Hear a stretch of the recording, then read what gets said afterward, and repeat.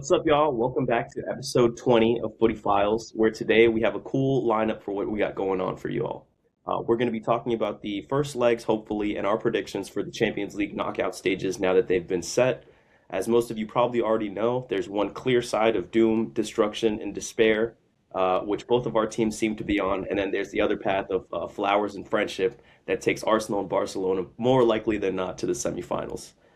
So without further ado, I think we're just going to go ahead and get straight into it and do rapid fire for the 8 matches that we have two leg fixtures for over the next 2 weeks. Starting with our PSG and my favorite to win the competition, the Chelsea Blues. Io, what's your prediction for this match? As you know, mine is probably pretty obvious. I see PSG going through. I think they just have too much quality for Chelsea, and I know Chelsea have been decent under Rossinier and have got some good results, but Only lost to Arsenal under Arsenal or Rossinier. 3 times though, three Only times. lost to So that kind of Arsenal. tells me that he's a bit inexperienced, and when he comes against a top class manager like Luis Enrique, he could get outclassed, and I think that disparity in their experience could be the difference in this match, especially on top of PSG just being a better team overall. I know they've been a little inconsistent in Ligue 1 this season, but yeah, just the disparity between the two managers and the disparity between the two squads, I think heavily indicate that it's just going to be a somewhat comfortable PSG win over 2 legs. And what's your score prediction for this first leg? First leg, I'm going 2-1. I don't think it's going to be a blowout, but I think PSG is going to dominate the match and just comfortably find their way to like a 2-0 lead, and then maybe Chelsea pull one back and leave the second match in this fixture open ended. I'm gonna kindly disagree. Actually, I'm gonna disrespectfully disagree. Matter of fact, I'm gonna disrespectfully disagree because you know who's coming. R9. R9 is coming. He's coming, and you lot better be scared, bro. I'm gonna be real. You know what I'm saying? Probably one of the most informed strikers in the world right now. You know what I mean? And people laugh at me every time that I say it. I said it before. I will say it again. He's on 18 goals and 9 assists, or 17 goals and 9 assists this season so far, with a good handful of matches still left to play in both the Champions League, hopefully the Premier League and the FA Cup, and a few friendlies, I believe, before the World Cup gets kicked off this year. So very realistic possibility for him to be in double digits for assists, obviously, and then maybe potentially ending the season with something along the lines of like 27 and 13, 27 and 14, 28 and 12, something along those lines. But yeah, I definitely, I've heard this story before. One too many times actually, where there's a team that on paper just looks a lot more strong than us. They have the quality, that's for sure. You know, former Ballon d'Or winner, arguably one of the best midfielders in the world. The keepers doing their thing, but they're not the team that we saw in the Club World Cup. I think that's a very like fair thing to say, even regardless of my bias. I've tried to keep up with them a little bit throughout Ligue 1 this season, and they seem to be struggling. They don't seem to be that same free-flowing PSG that's just beating on opponents like how we're so used to seeing. I mean, historically, we have PSG basically lifting the cup by like March, April, based off of like how much of like a point cushion that they have. Like it's not even close. But this year it seems to be a bit different. They are struggling with teams. They're in a pretty tight race at the top of the table, with a few other teams. This past weekend they lost 3-1 at home against Monaco. So it's not impossible. It's not impossible. I really don't think it's impossible. Given that, there's a bit of animosity though, with us taking that Club World Cup from them and really taking it to them in the summer. I'm sure they're going to try to come out swinging. But I like us as underdogs. I've always liked us as underdogs. And honestly, that's part of the reason why I like being on this side of the bracket. Because, if we beat them, then we got to play Liverpool or whoever wins Liverpool, Galatasaray, and then we beat them, and then we got to play maybe City, Madrid, or Barcelona or Bayern Munich, and then we go to the final and play like a Barcelona and Arsenal, and it just really mimics to me like what that Champions League run in 2021 looked like, where we had to beat both of the Madrids and City before going on to like win the whole thing. So I like us. I like us. I think we found a little bit of stability also in like the back line with Chalobah and Fofana, I like Cucurella and Reece James. And the midfield's been looking pretty all right. I think Caicedo has a bit dip of form, honestly, in the past couple of weeks, but he's still Caicedo. Enzo's also picked it up a little bit, and Palmer seems to be getting back to that form. And I think partnering that with JP, who's been in pretty ridiculous form as of late, having two pretty big victories over the past week against Wrexham, obviously was a nail biter a little bit. They're a fun team to watch, everyone knows, but then really taking it to Aston Villa 4-1, which is a team competing for the Champions League in the Premier League right now. I like our chances. So I'm gonna go ahead and say 1-1 draw to at the for the first leg and keep that second leg a bit variable. But I think we'll beat them in the second leg.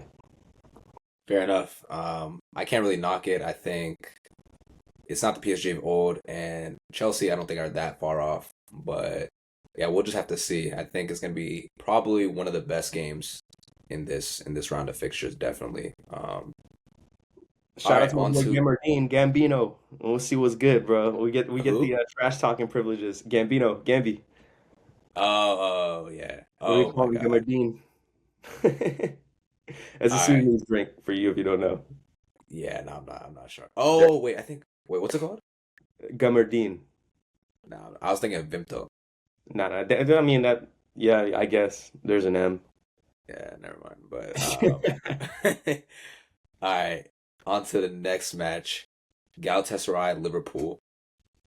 I think this one is probably gonna be one of the closest matches. I think both teams have some good players in both their squads. I think Galatasaray especially have some top class players. Like I think people underrate them quite a lot. Osimhen up top, Gundogan in midfield, Leroy Sané. So some top class ballers who have played in the top five leagues and done their thing. I know they're probably not at their peak, but we've seen this season that they've gave some good teams like some good games. So they can definitely do something in this fixture. And Liverpool obviously have looked better in the past few months. And they have a lot of quality in their squad and they should be doing better than they are, but I still do see them going through in this fixture and I see them going to Galatasaray and getting a 1-0 victory. I think You think? Them Yeah, I Turkish think they're fans going is to get 1-0 crazy, bro. victory. I Them think Turkish fans Van is Dijk and crazy. Osimhen is going to be like a key matchup, and I think Van Dijk's going to win it because he tends to dominate any striker who relies on his physicality. Like we've seen it with Haaland in the past, and whenever they match up against each other, like usually Van Dijk wins. As much as I hate to say it, he is a defender who matches up with any player physically. So whether that's pace, strength, like if that's your game, like he got you on locks most of the times, and that's what Osimhen is for the most part, pace and physicality. So I think that's going to be a key matchup in this game that ends up deciding the fixture. Yeah, I mean, I'm also gonna go ahead and disagree with this one too. I think this one's a bit closer though. I really do like truly believe that this one could go either way, but I feel like the cherry on top of Liverpool's like pretty underwhelming season is like a round of 16 knockout to a team like Galatasaray. You know, I think going over to Turkey to play over there and those fans and like the tifus and the fires in the crowd and like the ultras like they're a force, man. They're a force to be reckoned with. And they've had some pretty convincing wins, like going to Juve and beating them 5-2 on their home turf. They got a lot of ex-Premier League players, some of which are very privy to Liverpool and like matches with Liverpool. To your point, Gundogan, Leroy Sané, and the list kind of goes on. So I like them, and I think Osimhen is obviously to your point, like a striker that relies on his like physicality to create chances and things. But I also, to that same point, think that he's one of those strikers that only needs like half a chance. We saw him Fair score a enough. goal against Juve late in the game. I think it was an extra time when Juve almost had the comeback against them in that playoff knockout, where it was like it looked like next to nothing of a chance. It kind of reminded me, it was like Benzema-esque of in that 2022 Champions League run where he was just scoring things that like he had no business Trust me, I scoring. know. Trust Yeah, me, I you know know. what I mean? So I like him. I like him, and I think, over 90 minutes, yes, maybe Van Dijk will probably get the better of him for sure, but to that point, like, for a defender to truly win, they need to stop their attacker from scoring. The attacker can score one chance and like have a stinker and like win the matchup. You know what I mean? So Yeah.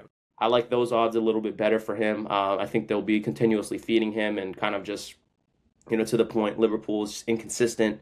Picked up a little bit of form over the past couple of weeks, but the key players that we need to perform are having a bit of drop off in form. Salah's not looking the same. I'm not sure if Wirtz is going to be healthy for this match, so it might be also like a drop off for him. He's not going to be playing, if I'm not mistaken. But yeah, so I'm going to go ahead and say something like a 1-0 for Galatasaray. I feel like they'll struggle to score. Quite fair. I can't knock it. I think it's gonna be a close fixture, Yeah. and it could really go either way, like you said. But cool. On to the biggest match of probably this round: Man City versus Real Madrid. I'm actually tired of these guys. I'm not gonna lie. This is kind of getting crazy. I think this Four is straight the Champions League. fifth straight time we played them, and yeah, it's always a like hell of a match, honestly. And every time that I can think of, I feel like we get hoed, in my opinion. And I don't know. I have a bad feeling about this fixture, honestly. And I do think we're gonna go through in the end, but I Heard have a this sneaky first. feeling we're gonna lose this match. I You have a think? sneaky feeling we're gonna lose this match 2-1.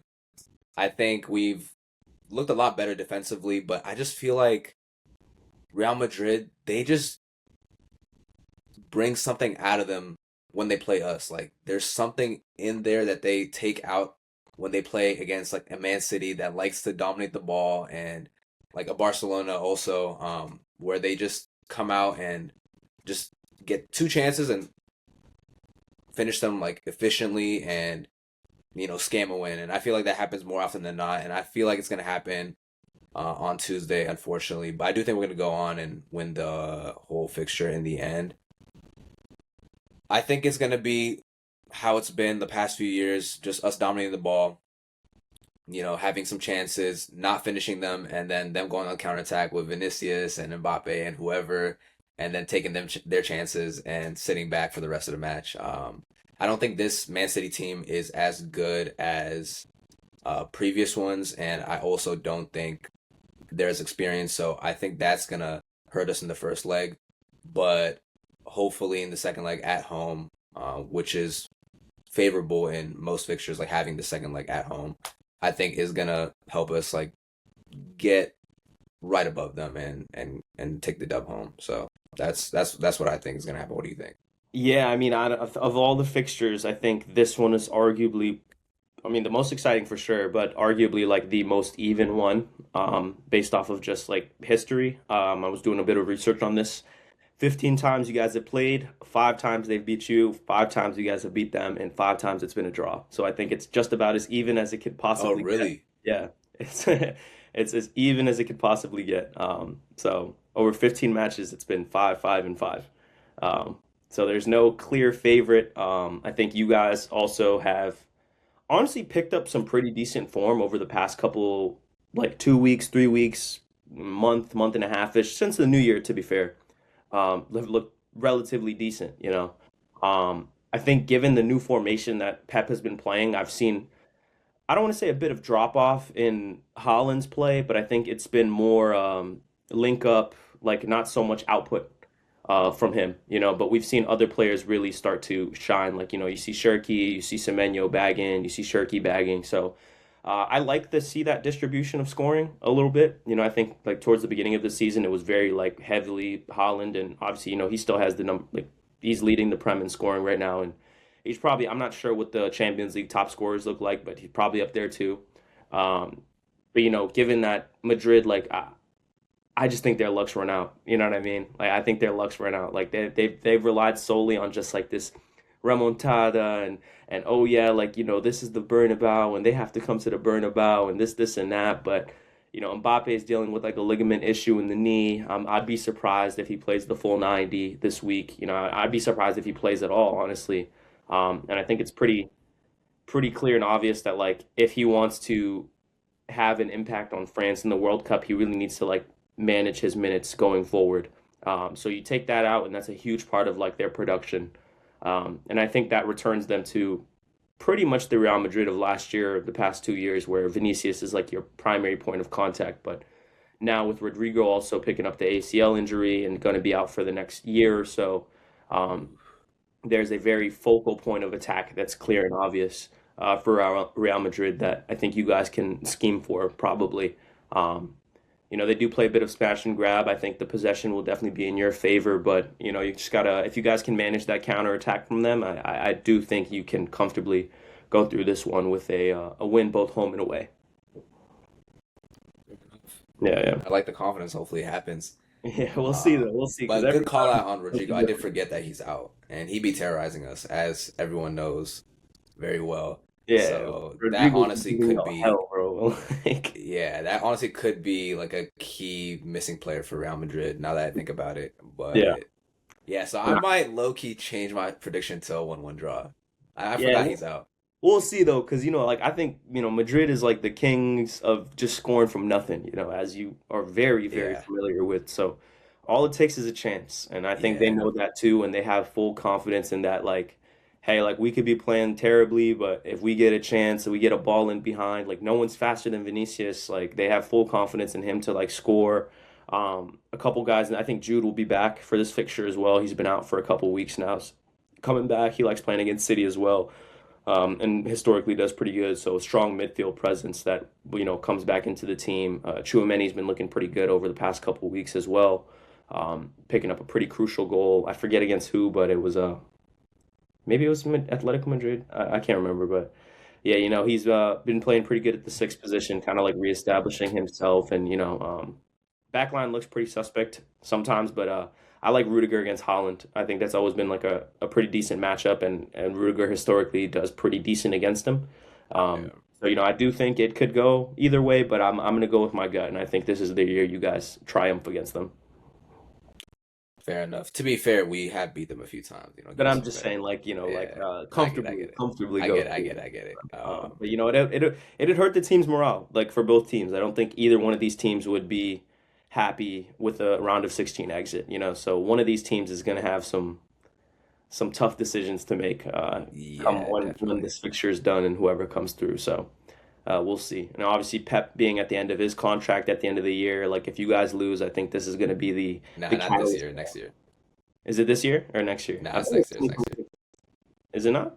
I thought it was 2026. I'm not gonna lie. I think next season would be his last season. Like, Yeah. So I mean, we'll but see. We'll see. we'll see. Yeah. But then moving on to the last fixture from this side, the side of doom, probably the most clear and obvious one, in my opinion. On this side, we have Atalanta versus Bayern Munich. I mean, I think we're both pretty much in sync with this one.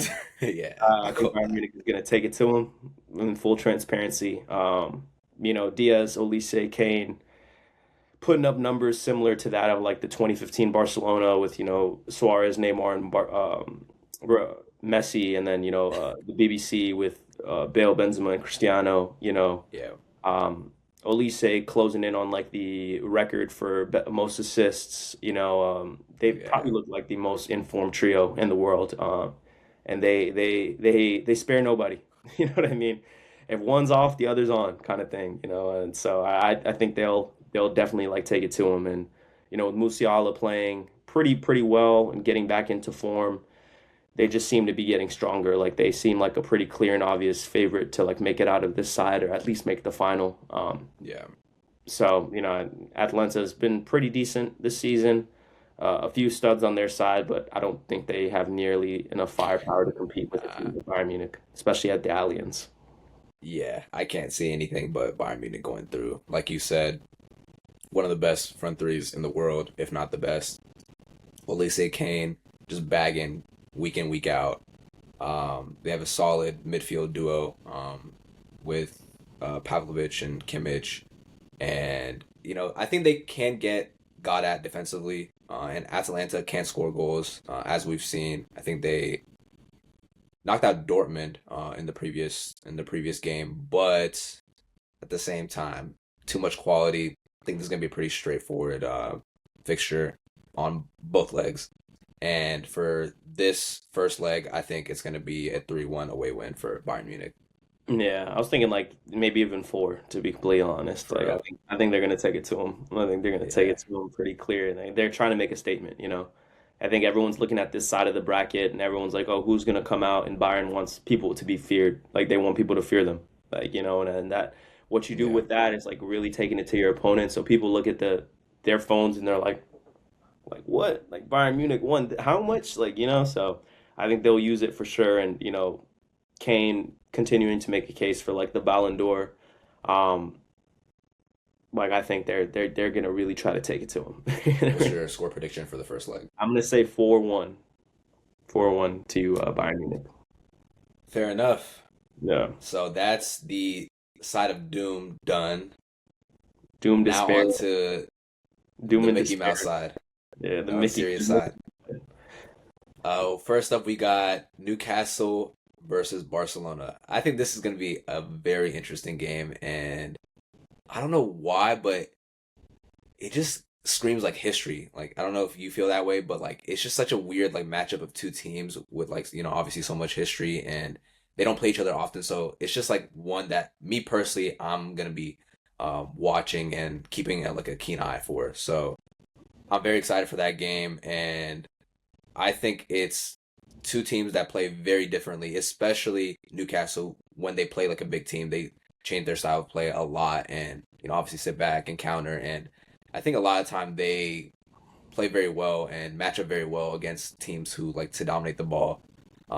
And they have some real pace, in behind and some real quality.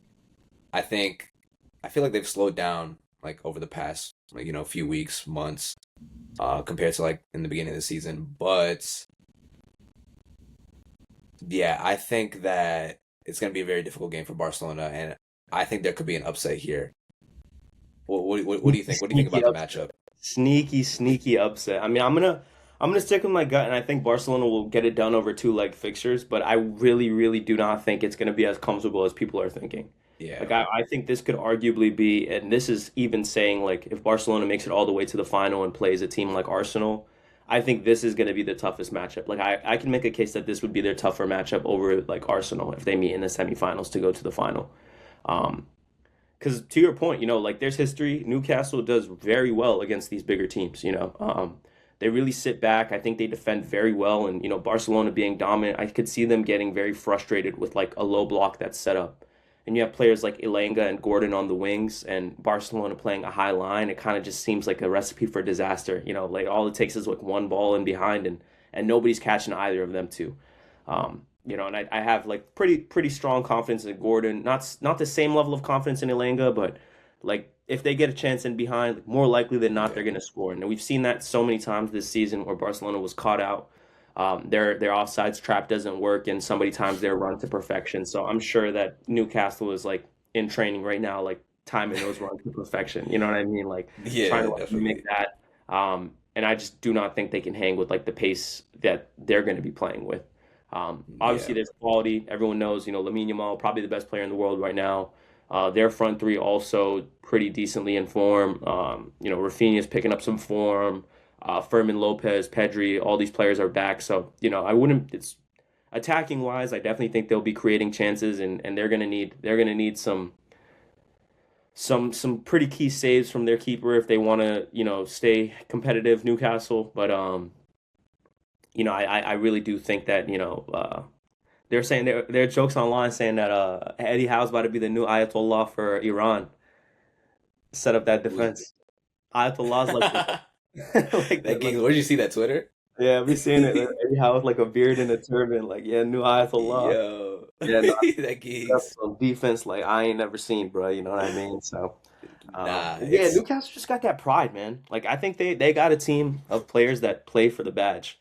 Um, and they cherish these matchups. I truly believe they really do like live for these types of matchups. We saw it last year when they played PSG, and like I saw Dan Burn play against like out of position against Mbappe and like put in a shift. You know what I mean? yeah. Like things like that. And I'm just like, damn, bro, like what am I watching You right never now? know.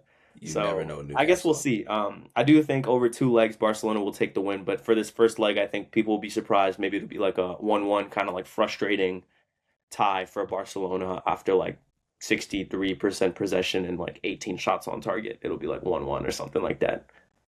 Yeah, nah, fair enough. I see a 1-1 draw as well. I think it's going to be very tight. I think they played earlier in the season, correct? If I'm not mistaken, yeah, I have to check. Yeah, it was 2-1, I believe. Barcelona got a away win. And I think Barcelona did play well, and it was a pretty similar, um, I guess, type of game to what you just described, where like Barcelona have a lot of the ball and create chances, and but get frustrated, but in the end get the result, but never easy, especially away to Newcastle.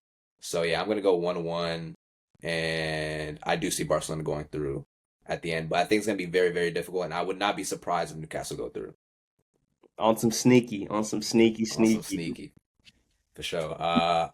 All right, cool. On to the next matchup. I think this one's gonna be an interesting one too. Atletico Madrid and Tottenham. Two pretty inconsistent teams. So Very. I'm not gonna lie, I don't know how this one's gonna go. Really, like it's two teams that I think have been very inconsistent this season. Obviously, Tottenham have been consistent, to be fair to them, consistently bad, and have really, really underperformed given that the squad that they have, and Atletico Madrid, they're obviously not as bad as Tottenham, but they've been very inconsistent by their standards, and I don't even think they're like top four in La Liga to be honest. And obviously they have that one-off 4-0 win against Barcelona, but they almost bottled it 3-0. So you really never know with either team what they're Yeah. going to give you. And in this first match, Atletico's home, and they tend to do pretty well at home. I think they're going to beat Tottenham. I think they are more consistent, and they are overall a better team. And Tottenham obviously have a lot of injury issues right now, so I don't see them keeping a clean sheet. They're not the Atletico Madrid of past, so I'm going to go a 3-1 win for Atletico Madrid. I think Julian Alvarez is going to bag a couple goals. My ex-star boy, and I see Atletico Madrid going through over two legs. Yeah, I mean, I agree. This one's also like a pretty interesting matchup. I was looking into this one as well to see if there was like some history in the fixture. Maybe they Hmm. played each other before. Turns out they've only played one time in 1963. So there's really no Wow. historical data against like these two teams playing each other, which is like kind of nuts.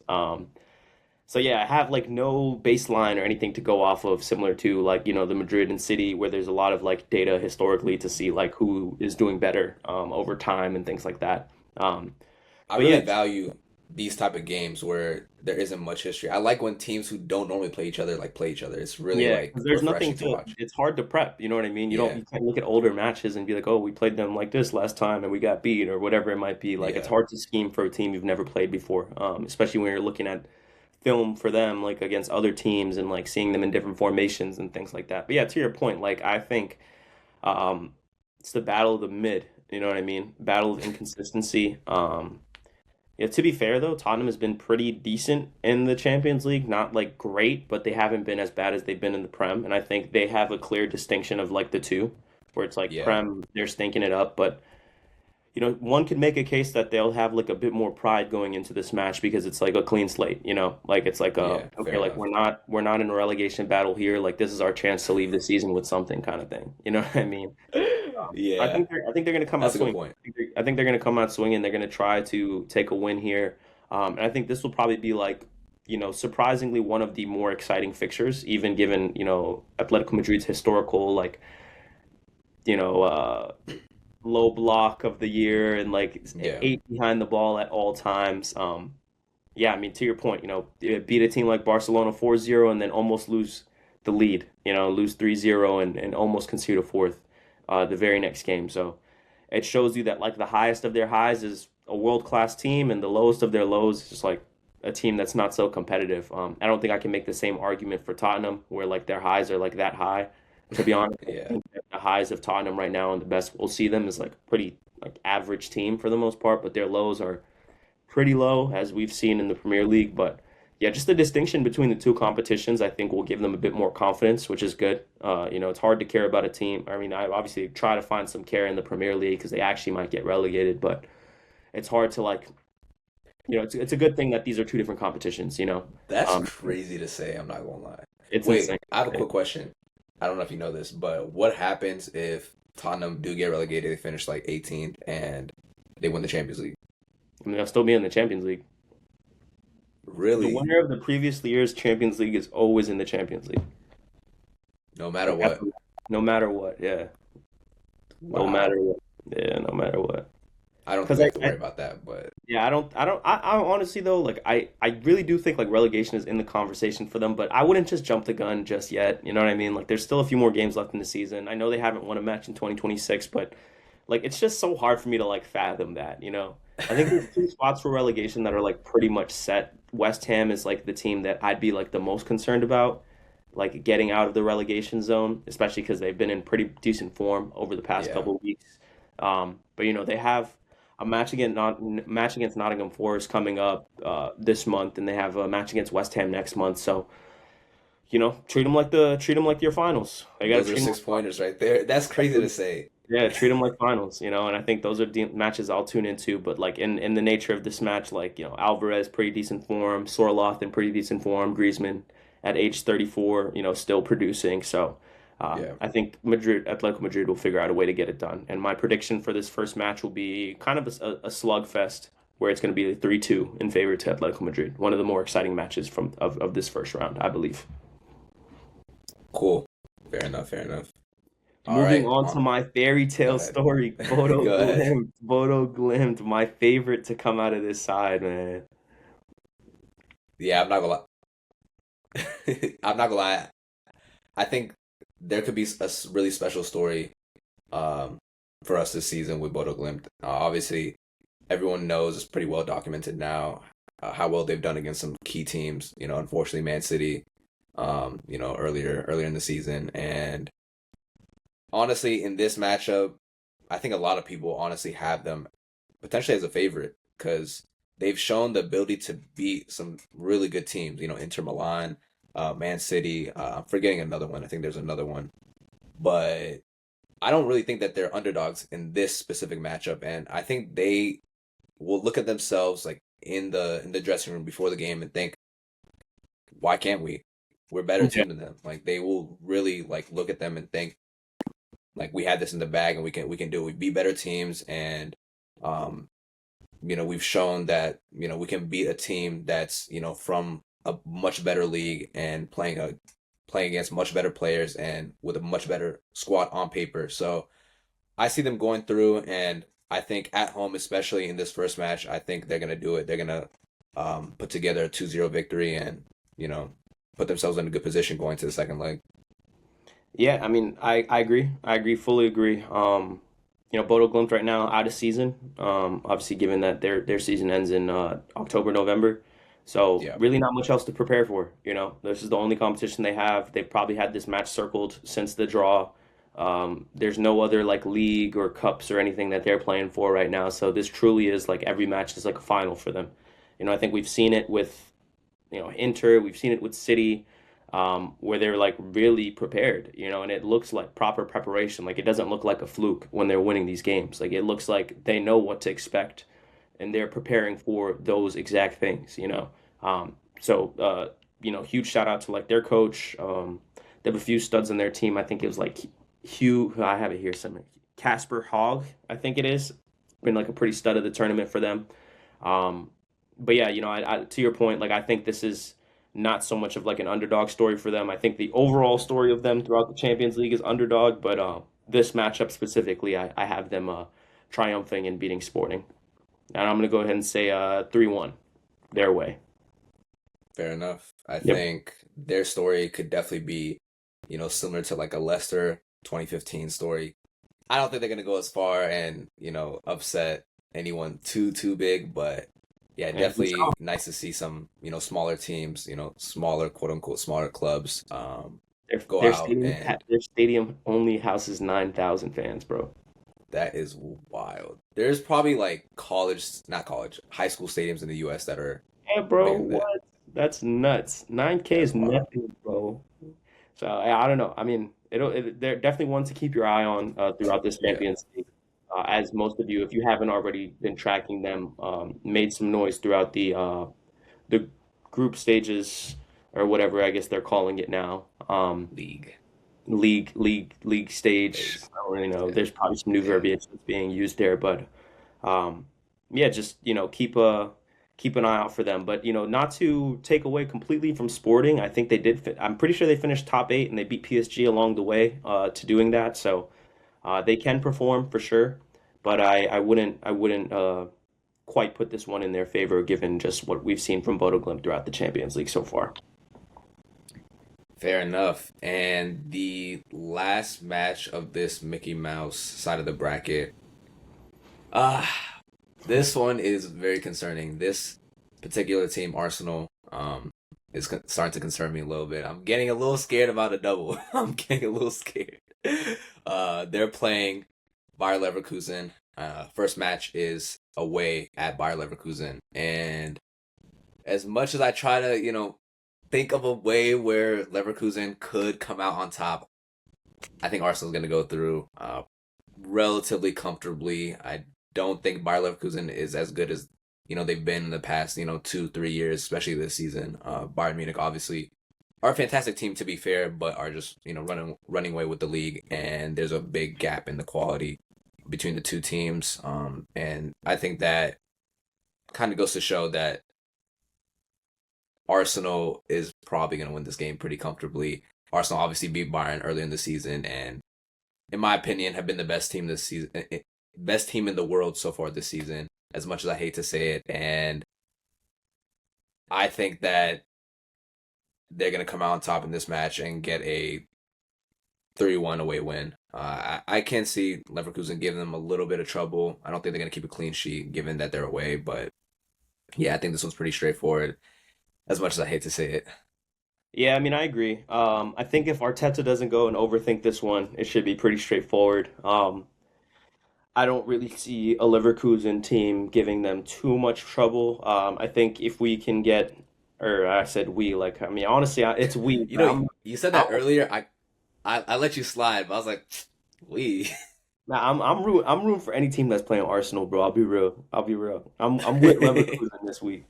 But nah, I Fair mean, enough. I'm if they with can you. get, they have set piece specialist in Alex Grimaldo, a tall striker in Patrick Schick that's pretty clinical in front of goal. So, it might be kind of like a smash and grab thing where it's like, you get one early off of like a free kick or something and just sit back and defend for your life. You know what I mean? Yeah. But yeah, I mean, hopefully Arsenal will use this as a chance to just be a bit more convincing. You know what I mean? I think as of late, people have been really associating them with like game management and overcomplicating these things that don't need to be so overcomplicated when you have the talent to like beat teams. So like it's good for football if they just go out and play. Like not try to like overcomplicate. And Arteta does all these tactics and like all the BS and things like that. So yeah, I mean, I think Arsenal goes through pretty comfortably in full transparency, but hopefully it's not. Hopefully it's just something like fun to watch. Like, I don't know. This is like probably the least intriguing match of the 8 matches that we went over that I'm like inclined to watch in full transparency. So Pretty I'm gonna fair go to ahead and say that. say probably 2-0 Arsenal. Fair enough. Yeah. I think this is fair to say. It's fair to say that this is probably going to be the one that I'm definitely going to be missing out on. I'm going to be tuning into some of the other matches for sure. Yeah, so that wraps it up. I am very excited for these matches, especially the Chelsea PSG match, Man City Real Madrid match, and the Newcastle Barca match. I think those are like the three like headline games for me, and I think we can definitely see some upsets for sure. I think there's some pretty even matches in this first round, and yeah, I'm excited to see what's coming up next. Yeah, and if you guys agree with us, let us know. If you disagree, drop it in the comments. Make sure to like, comment, subscribe, and we'll probably do a follow up on this for maybe the next leg fixture and maybe the next couple of rounds. So we'll see how accurate we are. We'll revisit, see if we were any of these were on the head, if any of them were like far off. But pretty confident in some of our predictions. I know Eob and I kind of disagreed on some of them, but yeah, just make sure to engage. Let us know what you guys think, and if you want to see more of this type of content, just let us know for sure. All right, cool. FootyFiles out.